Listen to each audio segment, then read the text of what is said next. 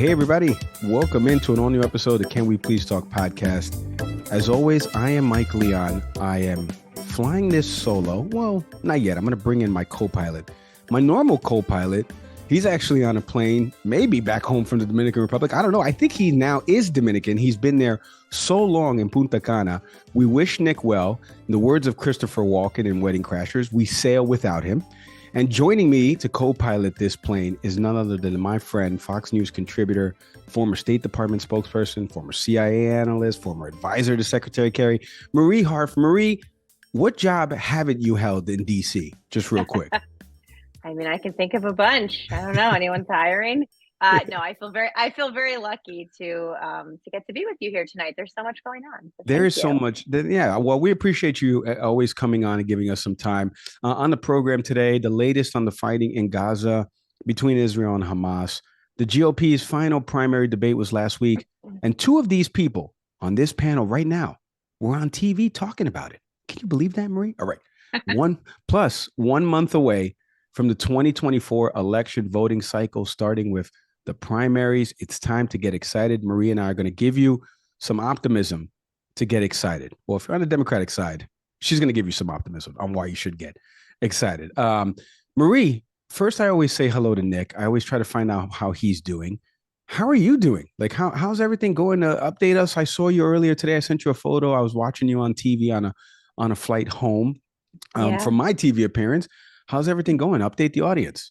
I mean, it's great to be with you here. It's a busy time, right? There's a lot going on. There's a lot going on that's really hard, I think, and that I think is in the holiday season that's supposed to be very joyful. It's hard. It feels hard right now, right? But it's been nice. I got to escape to London for a long weekend with my husband, so not Punta Cana, but a little colder.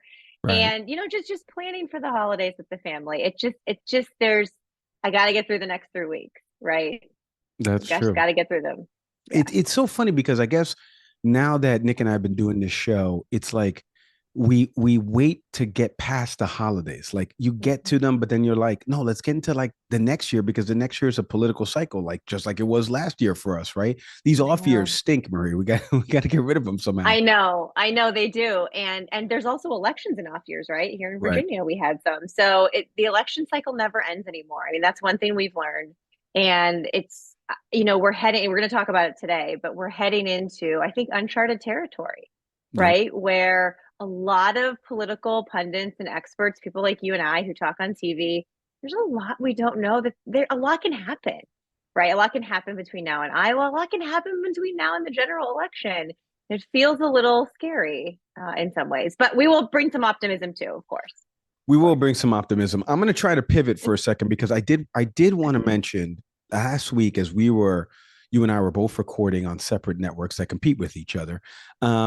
I couldn't help but reminisce because earlier in the day before the debates, and they were not asked about this to my recollection on the debates, but there was the shooting that happened at UNLV's campus where a 67-year-old gunman killed 3 faculty members and he wounded a 4th. The police response in Las Vegas, from all accounts and people on the ground, especially the ones that were running, they said they felt like the police were almost instantly there. I want to get your perspective because right now you're educating young minds at Georgetown University, and like this is such a scary time. I in my time at Rutgers University, I know you went to Indiana. I can't remember a time where we were ever locked down or had any type of emergency prepared system. Sounds like UNLV, according to law enforcement, not only officials but analysts on the television sphere, that Las Vegas was very well prepared for this, and unfortunately 3 lives passed away. I just want to get your takeaways as somebody who's worked in law enforcement at one of the agencies, and then also teaching right now on college campuses. Like, what does Georgetown do for things like that? Yeah, I mean, it's a great question, and I think Las Vegas has been through a lot of this. And if you think about the mass shooting they had, that where so many people lost their lives, I think they probably have. Unfortunately, a lot of law enforcement has learned how to be prepared for this because they have to be. I mean, you're right. At Georgetown, I remember the first time I taught and recently, and thinking about how you lock the door, right? You have what classroom you teach in. Do you want to have windows? Do you not? I think it's just a really sad and depressing state of affairs that we have, that those are the conversations we have. I will also say that young people, not entirely across the political spectrum, but a lot of young people really deeply care about this issue because they have grown up in this world where they have to do active shooter drills. And when you and I were in college, I can never remember a time. Literally, I mean, I was in high school when Columbine happened, right?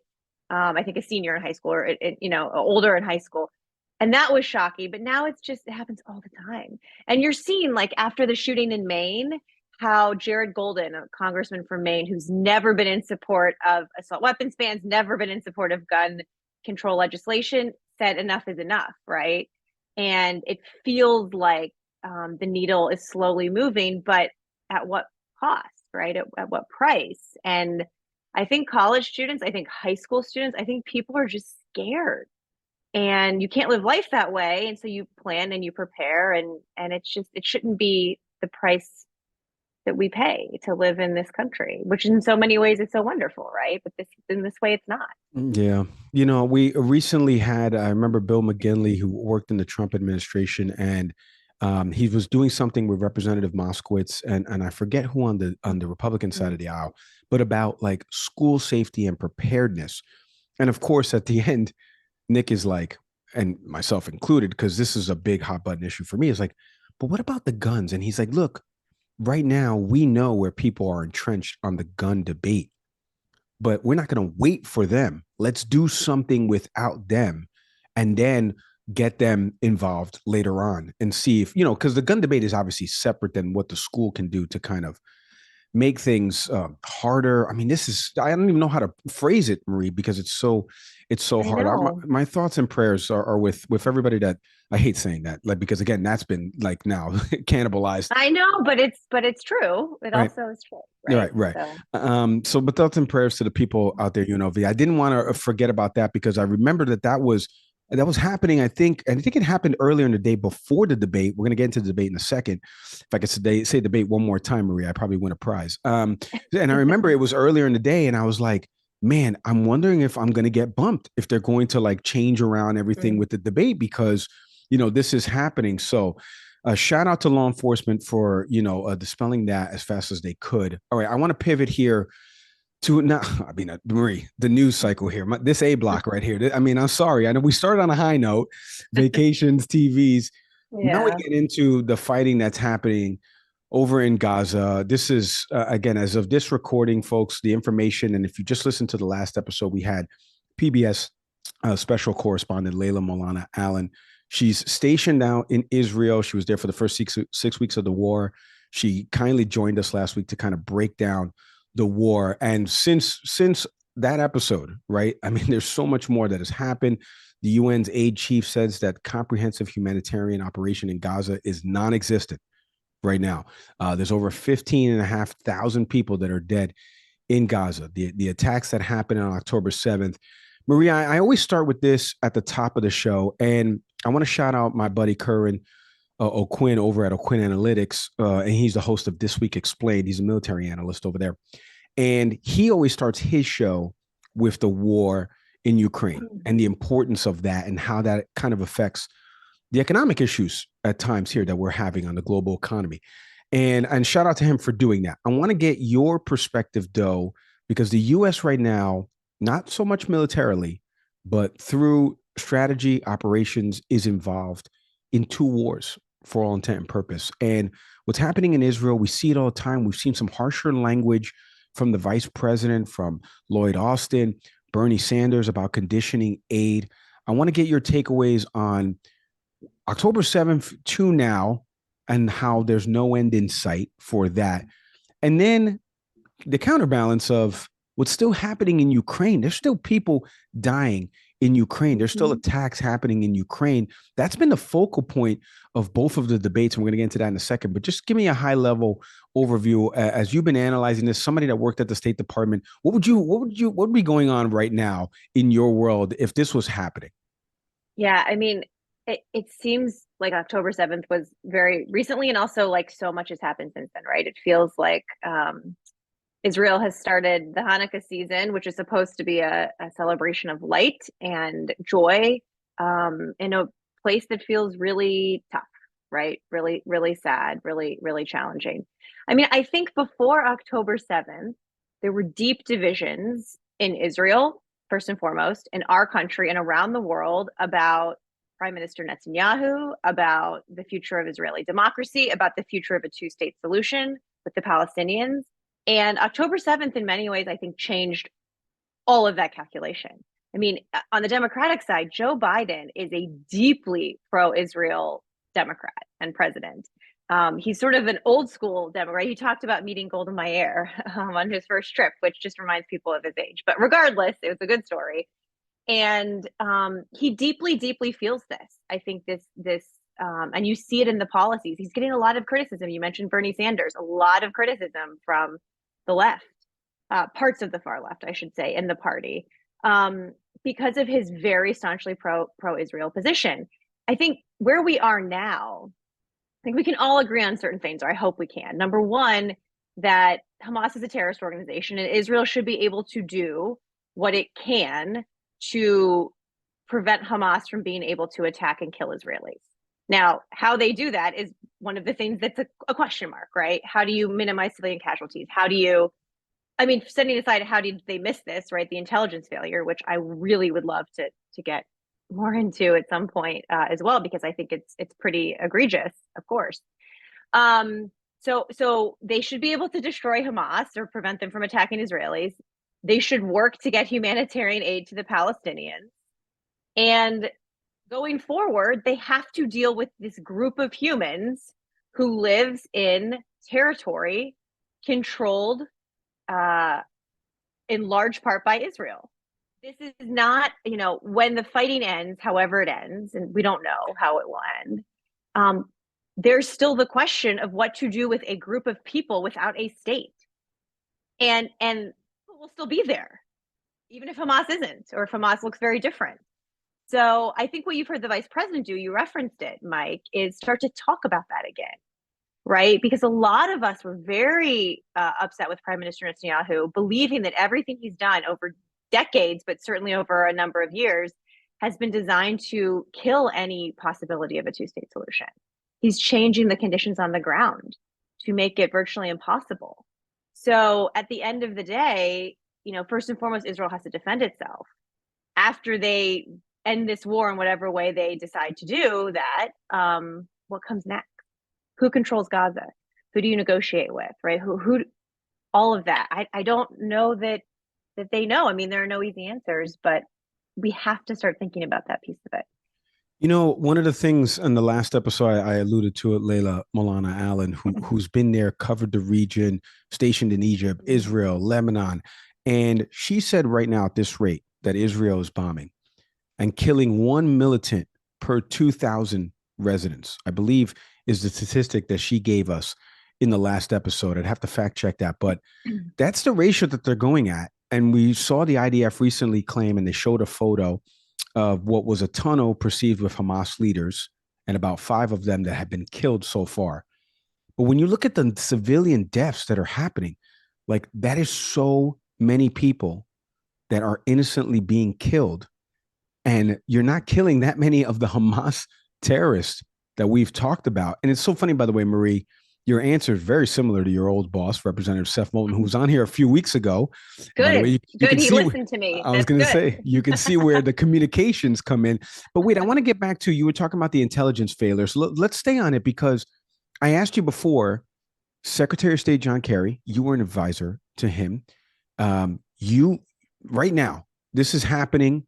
He's a Secretary of State, right? And you find out about this report. What are the wheels spinning like in the State Department reading this? Now, again, Israel has said, in the New York Times cited this 40-page document and that Israel reportedly obtained. It predicted many of the steps that were going to be taken. They've denied parts of it. I know John Kirby had said that the intelligence community on the U.S. side was still taking a look into it. This was days ago. But what's going in through your mind right now as you're advising the Secretary of State? What do you think is going on with Anthony Blinken's team right now as they're kind of formulating this? Because everybody has alluded that this is going to be the second part. First, Bibi has said, eliminate Hamas. We don't know if that's realistic. Any journalist that's covering it or a military analyst will say, we don't know if that's realistic. The second part is, when there is a truce, ceasefire, an elimination, whatever, two parts. What happens in Gaza and who is running that? But the second part is, how did this all start? And not 1948, how did this all start? 1947. I'm talking like, how did October 7th slip through the cracks? So let's get Yeah. into that. What's going on in the State Department with Marie Harf? I mean, the third piece that you didn't mention is the hostages, right? There's still Right. American hostages there. And of course, Israeli hostages, other countries' hostages there. And that impacts the first part. So, we saw the pauses, the ceasefires to get groups of hostages out. I mean, I think what Bill Burns at the CIA and what the State Department are doing is doing a lot of negotiating in Qatar with the Qataris, playing a mediating role with Hamas to try and get more hostages out. And I think that's why you saw at the beginning of the conflict, the Israelis wait a little bit longer than many people thought that they would wait to start really taking the fight to Hamas.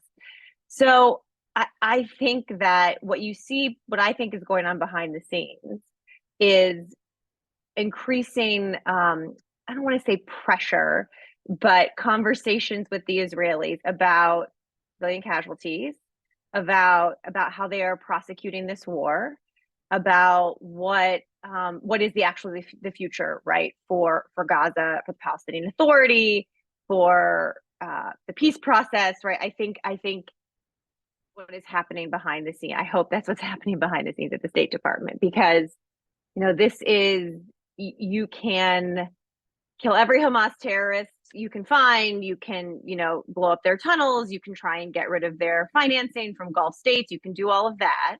But at the end of the day, if you don't fix the Palestinian problem, right, the challenge with the Palestinian people not having a home and having a state of their own with full rights, I think that Israel will still be less secure than it should be.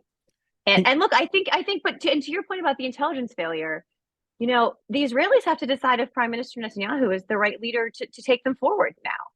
And I can't speak for them. Certainly, I can't tell them what to do. But you see it if you look at the Israeli press. If you see, people were mad at him before October 7th. Then there was this sort of rally around, which happens.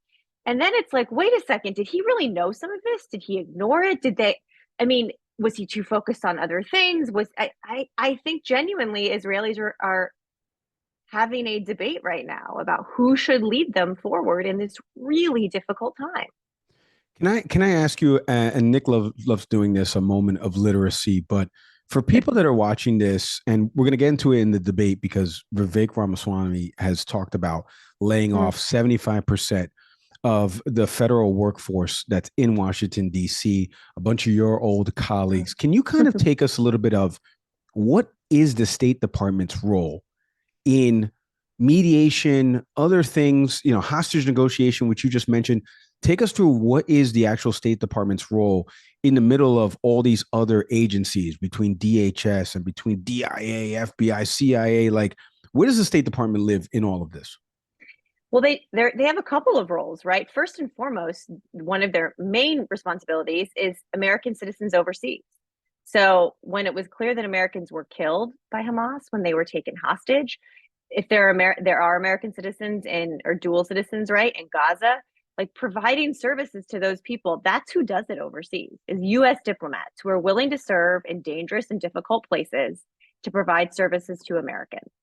And for everyone who travels overseas, they should be comforted by that fact. Now, we're not miracle workers, right? If you go to Iran, if you go to North Korea, that's a little harder. But in Israel and Gaza, I think that's certainly true. I think that when it comes to the diplomacy, certainly negotiating, Bill Burns is doing a lot of the negotiating with Hamas through the Qataris, but there are lots of State Department people that are in those negotiations, right? How do we get these folks out? How do we get them home? How do we do they need medical care? How do we deal with their families? Like, all of those logistics are things that the State Department does. But then also working with the Israeli government and the Israeli military, because a lot, foreign military assistance, a lot of that goes to the State Department, right? What do you need? What do you need to prosecute this war? Starting to talk to them about diplomatic efforts with the Palestinians at the end of this. Like, all of those things are things that the State Department is doing. And I can guarantee you, my former colleagues at the intelligence community are digging into this issue of how they missed it, how we missed it too, clearly, and how to prevent attacks from happening again. Right? You often see in the aftermath of these attacks uptick in threat reporting because of copycats or people who are sort of motivated by it. And so I'm sure right now they're working very hard to make sure that doesn't happen. And, Vivek is a joker. We'll talk about that later. But, I'm sure if Vivek were overseas and needed a passport expedited for him, he would want someone to answer the phone for him.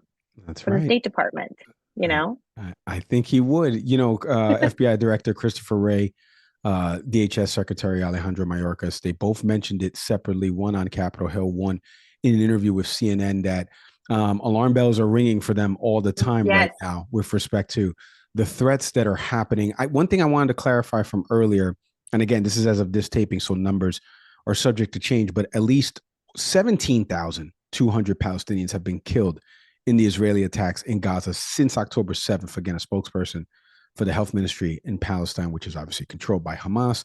At least 634 people have crossed into Egypt. This was as of end of last week through the Rafah border crossing. And there's about 70 or so aid trucks that entered last week with nearly 21,000 gallons of fuel, according to the Rafah Crossing Authority. I encourage everybody, because we're going to take a quick break and then we're going to come back and talk about the GOP debate and some of their solutions to some of this, if any of it is actually actionable. But I encourage people to go listen to the previous episode if you haven't already, on what we broke down with respect to the Israel-Hamas war from somebody who's covering it on the ground, does a great job over at PBS. All right, when we come back after the break, Marie and I are going to tell you, did you watch something that didn't matter last week on the GOP side? More on when we come back after the break.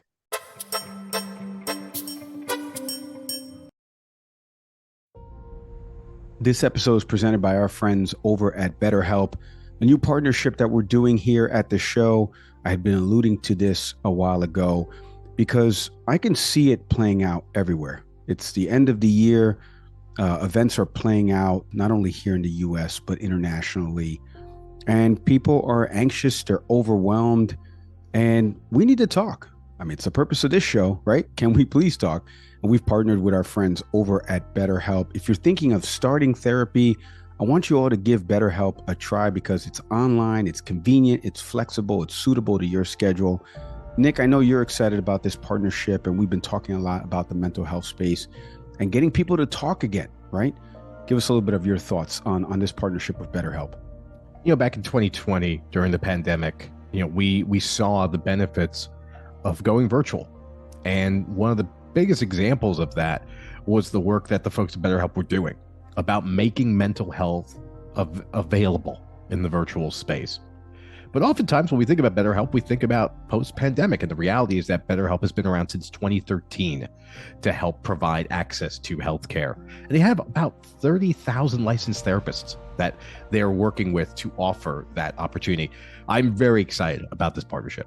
Yeah, that's very well said. So all you got to do is go to betterhelp.com/canwepleasetalk. You're going to get 10% off your first month. You're going to fill out a brief questionnaire while you're there so you can get matched up with a licensed therapist. You can switch therapists as well anytime for no additional charge. I want people to start talking again. That's why we've done this partnership with our friends over at BetterHelp. Hit the link in our show notes or go to betterhelp.com/canwepleasetalk to get started today.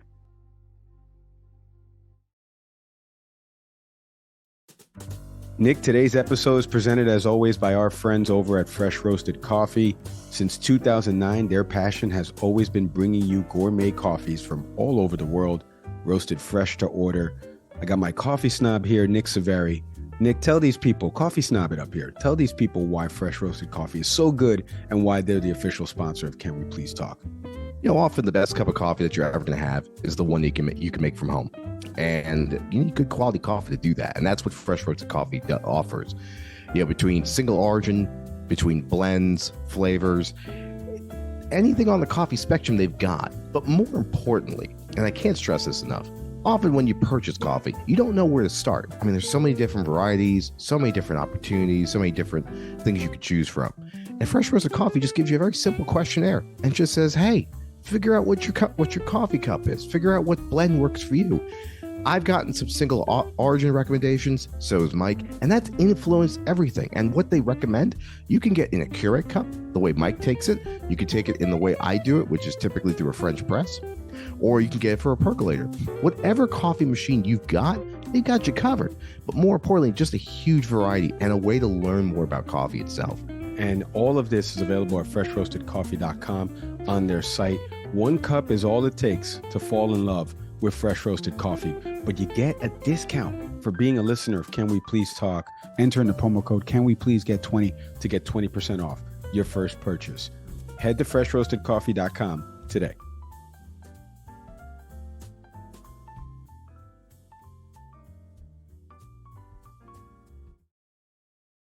All right, the 4th GOP debate happened last week in Tuscaloosa, Alabama, on the campus of a school that didn't deserve to get into the college football playoff. That's right. You heard it here first. I'm a Florida State guy. So amen. Thank you To that, Mike. Okay. So, and now we pivot because after they're going to get into the playoff and probably win the freaking thing, they held this debate. And in the words of Mike Norville, the FSU coach, I don't know if it mattered. Because do the games matter? Did this debate matter?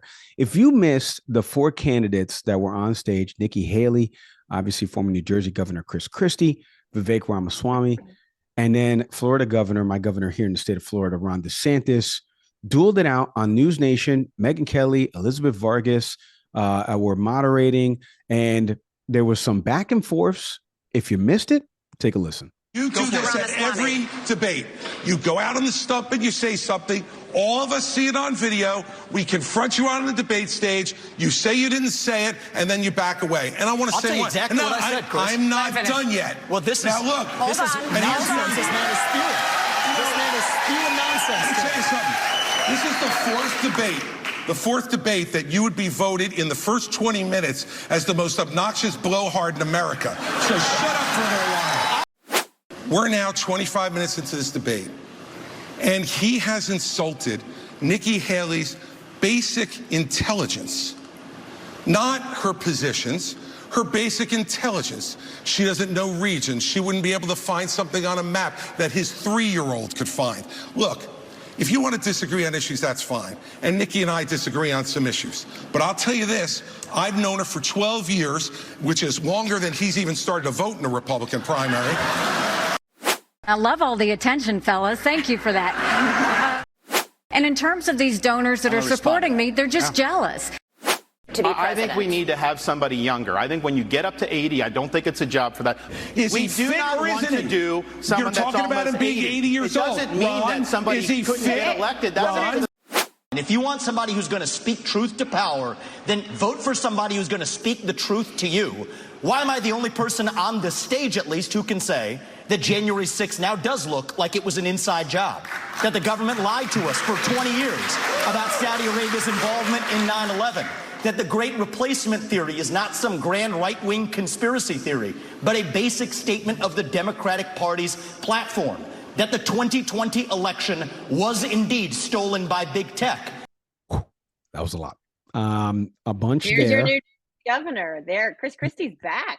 Yeah, I know. Seriously, my old governor when I was living in New Jersey. So there's Your so guy. much. There's so much there. There's tons of articles everywhere. If you just type in 4th debate, like the first 11 articles that pop up will tell you who won, who lost. We're going to play a clip in a second from Lawrence Jones over at the network you work at Fox News, doing something with a voter who was swayed one way coming into the debate, left another way for another candidate. But high level for you, what'd you make of this 4th debate? And I made this analogy on television about that it feels very preseason. It feels very, we're all waiting to get to the regular season. And I don't know if this game matters. These are people that I'm not relying on, AKA GOP primary voters, according to polls, are not relying on. They like the big guy. They like, and they would say that that's Joe Biden, but the big guy being former President Trump. So like, what do you make of what we just heard and watched there? Well, first of all, I love that you did debate wrap on CNN. That was great. It was like having you out there on cable, man. I bringing it to the big screen. I love it. I mean, look, DeSantis had his best debate, but that's a low bar, right? He's a weird, awkward politician. All the memes today, he like when he's not talking, he looked weird. He's just a weird, awkward dude. And look, Nikki Haley's clearly the front runner of those four. Ron DeSantis and Vivek were just, I mean, going after her. And I think for the most part, she did a pretty good job. She hit back where she could. She stayed above it, right? That one of the times when they offered her the chance to respond to Vivek, and she said, he's not even worth my time. You know, and when she said, they're just jealous, I'm taking their donors. Look, I think DeSantis probably landed some punches. Whether that translates to all of the donors who have been fleeing him coming back, I don't know, right? Chris Christie was kind of his old self. I like seeing him back like that. But at the end of the day, Trump is still ahead by double digits. And I just, Mike, for the life of me, I know that people love Donald Trump, but he's not showing up for debates. He is indicted. He has dozens of criminal felony charges against him. He was back in court again last week.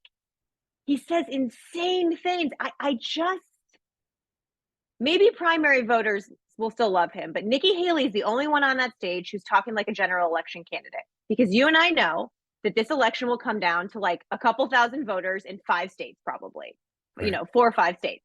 And Donald Trump has a ceiling on those voters, independents, suburban women, and Nikki Haley's talking like a general election candidate. But I don't get it. I don't get it, man. Look, I mean, I have nothing to add to that. You just said what I was going to say, but it's true though, in terms of the way she's been talking, and she's mentioned in our interviews, post these debates and in the spin room, she has said, we're going to bring in a new coalition of independents, of moderates, of Latinos, AKA the person hosting this show. And so she has mentioned that a bunch, and she is speaking like a general election candidate. Ron DeSantis is not speaking like that. He's speaking like what Chris Christie said, somebody that's very timid of going after Trump, minus the little back and forth they had in this 4th debate about his age. I wanted to get to 2 things there that kind of you just said, because we heard in the montage, Vivek Ramaswamy was they're not even half truths. They're not even real truths. Yeah, insane things. So I just want to dispel some of these things real quick here, because he said about 2020 election was stolen by big tech. And there's this whole Twitter files thing, Elon Musk thing that's kind of happened. All these stories were being covered by some other networks. And I have talked about this ad nauseum because this is my wheelhouse. I've worked in product and technology for 15 years. I've crafted terms of use, privacy policy, conditions with legal folks, so that when you hit that little button that says you hit that little button that says accept on your app, but you didn't read the thing, we're counting on you to not read that. So that way we know if we want to kick you off the platform, we can kick you off the platform. Because it's content moderation. It's a private company. You don't like it, start your own thing. And again, we're covered by the law. That's why we have lawyers review these things. So he said a bunch of things there. But what do you make of him so far? He's kind of like this. He's kind of like Guam, I like to call him. He's kind of like independent right now. He's like floating on his own. We're waiting for a true consolidation of these candidates.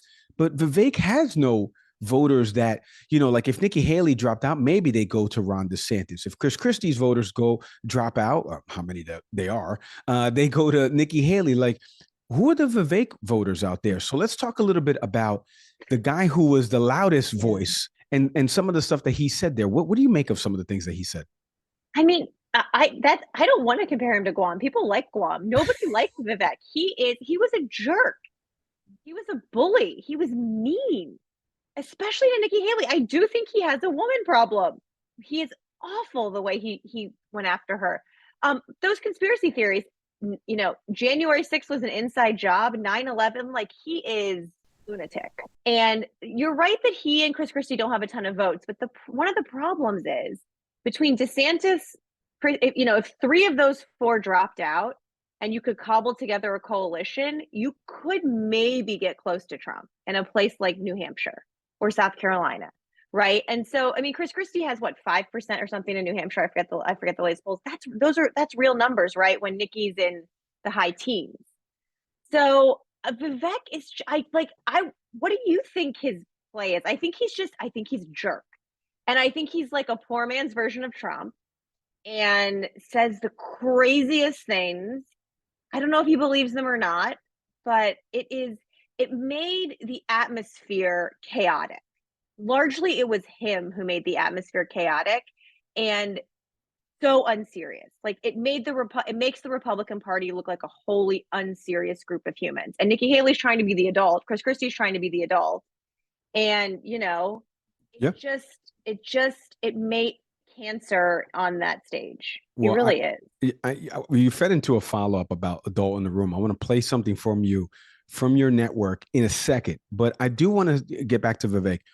For a guy who's written these books and was a CEO of biotech, and you would think just off those two things alone, writing a book, right? Who has time to write a book? That he's a smart guy, that he understands things. At a core level, he understands things. The fact that he doesn't get some of these small things about how social media companies work and how they're protected right now, right, under the law, right? How he doesn't get some of these basic things like what happens when you leave public service, which I want to get from you because he said something accusing Nikki Haley I know. of public service, leaving public service and going into the private sector. I want you've done this. You worked in the government and went to I wasn't on the Boeing board, but no, you were not. Yeah, I wish you were, right? Maybe you would have gotten these. You and me both. Exactly. So let's play this clip. I want to react on the other side. And I want to preface a question for you. So take a listen to this. Nikki, you were bankrupt when you left the UN. After you left the UN, you became a military contractor. You actually started joining service on the board of Boeing, whose back you scratched for a very long time, and then gave foreign multinational speeches like Hillary Clinton is, and now you're a multimillionaire. That math does not add up. It adds up to the fact that you are corrupt. And to say that doesn't affect her is false, because it's after that meeting later that day that she says that every American needs to be doxxed by having their ID, their government-issued ID, tied to what they say on the internet. All right, so there's a couple things there. The first thing is I want to tackle the second part. I want you to answer the first part. Second part, LinkedIn, Instagram, Twitter have all instituted verification services that ask you for your ID so that way they know you're a real human being, and that way we don't have bots. So which one is it, Vivek? Do you want people to be real humans on these social media platforms that are, again, private companies? You're free to start your own. You can contact Amazon Web Services. I hope you roadmap the product. We can build it together, buddy.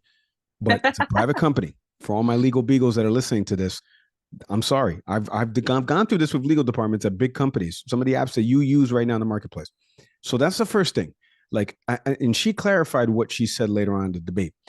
The first part that he mentioned there about what happened when she left. She wasn't bankrupt when she left as UN ambassador, but she went into the private sector, which a lot of the folks that are in public service, when they leave in the private sector, I said this on TV, you one of four things. Marie, you're doing a couple of them. You can teach at a school and be a professor because you're a subject matter expert. You go on TV, you're an analyst because you're paid for some of the subject matter expertise that you have. You write a book, given the clearances and what the subject matter is about. You've got to have to clear that with your old employers. Or you do get into the private sector that's still public service adjacent. And it's working for a company where you still have a clearance. There's 4 million clearance holders out there. You can tell I've done my homework on this, by the way, Marie. And so you can work. Thank you. And you can work for one of these companies that are adjacent. This is kind of the way that DC, Virginia works. Am I far off there? Can you kind of explain for Vivek, who says he's a smart guy, how this works when you leave public office and go into the private sector? Sure. And look, I loved Nikki Haley's response because she said, we weren't broke when we left the UN. It may look broke to you. Like it was really, I liked that response.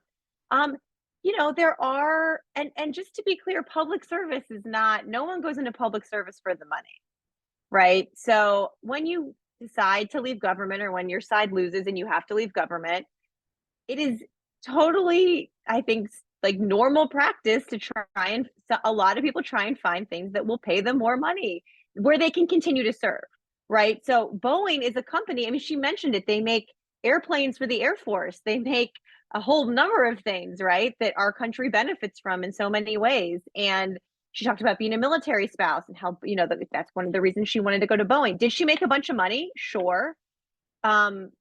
for a company that I think is a pretty good company and that is doing really good things, including for the United States military. Yes. And so, and it's what, like you said, it's what a lot of people do, right? A lot of people serve on boards. They go work for these private companies. Do they make more than they did in government service? Absolutely. Okay. Does that mean that she's corrupt because she did that? That is ludicrous. I mean, the problem with Vivek is he actually had a substantive point that he calls her a neocon. I don't think she's a neocon, but he disagrees with her on foreign policy, right? He thinks she is has a more activist ideas about foreign policy, right? And he was trying to tie that to her work for Boeing. You know, he said she'll send your sons and daughters overseas to die to make money, which is so gross and crass, but right, he said that. But because he's such a jerk and personalizes it, right? Talking about how they were broke and how she made all this money, comparing her to Hillary Clinton. I mean, she did what lots of former ambassadors do. They leave public service, by the way, because their side loses often. They go work for companies who will pay them money because of their expertise and their relationships. There's nothing corrupt about that unless you are a corrupt person and you do corrupt things with it. Right. And, you know, he personalized it with her. And the point about he tried to make, you know, when he was talking about Ukraine, you can't even name 3 provinces of Ukraine. Like, stop it. Why are you? And she could, but yeah, he doesn't, for a guy that's made a lot of money in the private sector, he was bizarrely critical of the private sector last night, including in that exchange, right? You know, and I forgot speaking engagements because yes, you can, right. I mean, listen, this is what happens when baseball players, football players retire and they sign autographs and they go to speaking engagements and they're going to get paid. I mean, they're not going to get paid the same as an athlete, but that's because, like you said, you don't get into public service for the money. And by the way, I had alluded to this somewhere else. There's a Washington Post article from Maeve Reston. I want to get the author's name correct. She had disclosed her speaking fees, corporate board positions in a huge disclosure thing. She earned about 1.2 million to as much as 12 million, delivering about 12 different speeches across the globe from March to January of this past year. So this was according to the FEC. So this was all in like mid-May that this article came down. She had stepped down and she was getting money from these speaking engagements. She had a salary from Great Southern Homes, which is a company based in South Carolina, where she was making reported income of about $100,000 a year just from that. So like you said, this is all public knowledge and it's not illegal unless, like you said, you can prove something. It's almost like the James Comer stuff. Like, unless you can prove something, all you can prove is the guy got money from. Come on, give me a break. Okay. Right. It's like Vivek likes capitalism, but not that much. Like, it was bizarre that she made too much money. Like, what? I don't understand. I want to make that too much money like that. I mean, me too. Exactly. All right. Let's, speaking of optimism about making money, or the economy is always the biggest issue with voters. 2024 is steamrolling down here. We've only got a few weeks left in 2023. There was a recent poll I saw on 538, and it was from 538 combination with Morning Consult. About 5,800 registered voters in a 43 percentage tie between current President Joe Biden, former President Donald Trump. We just talked about the folks that are vying to knock Trump off. When they don't, what do we do about this 2024 matchup between current and former president? There's a challenger right now in Representative Dean Phillips from Minnesota that wants more people to enter on the Democratic side. Let me get the person who once worked for the Obama campaign. Let me get your opinion first on Dean Phillips and entering what is a democratic process, and he's allowed to do this and stuff like that. There's nothing wrong with that. But Dean, you're not going to win. You know that. But what do you make of his candidacy? And then outlook for 24, what do you want to see Democrats start doing more of? Because the Republicans right now, they're trying to, they're all behind Trump, at least a large portion of them. And then maybe there's this coalition that merges after Iowa to try to take on Trump. Maybe. Democratic side, everyone says, I don't know if I trust Biden. You got the Israel-Palestine things now. We've seen a bunch of Jewish voters and Palestinian voters, and the way they said that they won't vote for Joe Biden anymore, at least if you check social media and whatever the algorithm's feeding you. But what do you make of Dean Phillips and then Joe Biden into 2024 and the Democratic message? So yes, so Dean Phillips. So God bless Dean Phillips, Mike. I mean, he's not going to win, and he's most likely going to hurt Joe Biden if he does anything at all. So look, a bunch of people who the world on the Democratic side wish that Joe Biden wasn't running or that we had a more competitive process, maybe. But we are where we are. And I think that Dean Phillips, what he's doing, if it hurts Joe Biden, is quite irresponsible. I don't know that it will. I think that I'm more worried about people like Robert Kennedy Jr. and, Cornel West and Jill Stein than I am about Dean Phillips. I just think he's embarrassing himself and he should not do it. I get what he's trying to do, but he's not going to succeed, and he has the real potential to hurt the president. So look, polls a year out are not predictive, certainly. I think a couple things are true. I think that elections are choices. They're not referenda. And so, yes, Joe Biden has low approval ratings. So does Donald Trump. And yes, some people think that Biden's numbers are going to go down because of Israel-Palestine. It is hard for me to believe that a lot of those people are going to vote for Donald Trump. I mean, they might not vote, which is a concern. So I believe a few things. One, I believe Democrats need to get their butts in gear, and they need to do a better job of messaging what Joe Biden has done, particularly on the economy. I think there's good economic news, and I think we have not done a good job messaging it. I think they haven't done a good job messaging across the board. Now, the campaign hasn't really started yet, right? Let the Republicans duke it out. But I think they need to do this better. I think we need to be worried about this. I also think that every time Donald Trump has been atop the Republican Party since he won in 2016, every other election, midterm, general, Republicans have underperformed. Democrats have overperformed historical trends because Donald Trump is pulling down the party. Every time abortion has been on the ballot, women's health, Democrats are overperforming. So I'm worried because the consequences of a Donald Trump presidency are horrific. I'm worried because the thing people like least about Joe Biden is the one thing he can't change or message around, right? His age. He's also the only one who's ever beaten Trump at a ballot box. So I think that I would rather be Joe Biden than Donald Trump today, electorally speaking. But I think Democrats have a hell of a lot of work to do. And I want to make sure they do it. So sitting here in December 2023, that's how I don't know. That's how I'm looking at it. But how are you looking at it? Well, I mean, I did want to ask you real quick, though, because I'm looking at it. I'm with you on message to what you've done strength wise. And that's kind of why. And by the way, we've invited Dean Phillips on the program. And I'm going to ask him this if he comes on. Why not just be a surrogate, a pseudo surrogate for the president? If you truly feel you voted with him 100% of the time, which has been shown and he's not refuted, you just don't think a Biden-Harris ticket would win right now based on November polls, because he said this a couple of weeks ago when he announced, which is asinine to think that you're running solely based on data right now from registered voters and not a year from now when everyone knows voters have short-term memory. I just don't get why he's jumping into the race. So I'm with you. I think more TV, and then the campaign hasn't started yet, more TV. But I'm just curious as to why wouldn't Dean Phillips, let me ask you, why you're Steve Schmidt's obviously his campaign manager on this.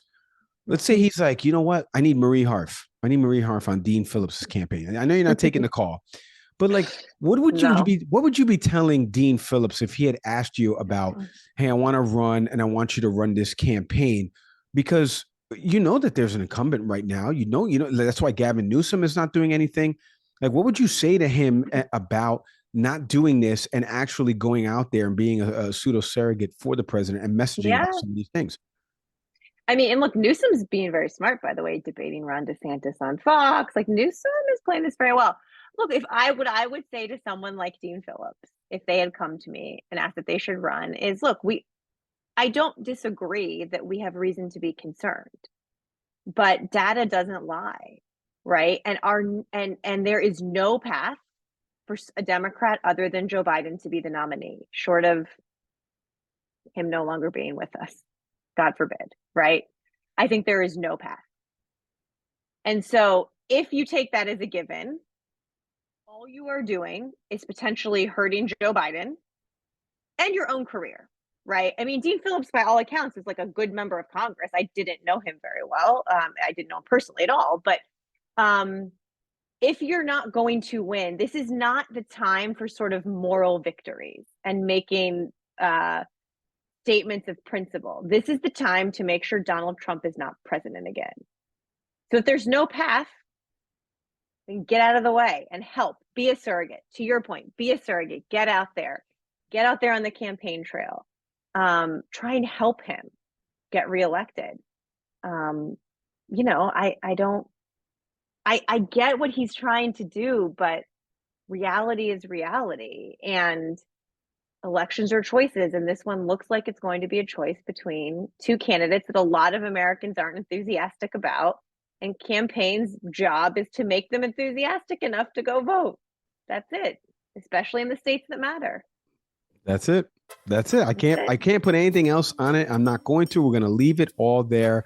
Marie, thank you so much for hopping on the program with us, and always continued success. You know, you're always welcome back in 2024. We're going to talk more all about this. So thanks for hopping on with us, Marie. I loved it. I love the program. I love everything you're doing. It was great to wrap up the year with you. It's been a weird year. There's a lot that's happened, and we all need to get some rest before 2024. That is very well said. And by the way, if you want to watch the video portions of any of the interviews we've done on our show, head over to our YouTube channel, type in Can We Please Talk Podcast. If you're watching us on YouTube right now, thank you. Hit the subscribe button for me. Audio podcast platforms you know by now, Apple, Spotify, Google. Shout out to everybody who listens to us on Good Pods. Shout out to Acast, our hosting platform. We can't do it without them. I say this all the time. I truly mean it. We can't do it without each and every one of you that listens to this program. As always, I'm Mike Leon. Nick, safe flight home, buddy. We'll see you when you get back, and we'll see everybody next time.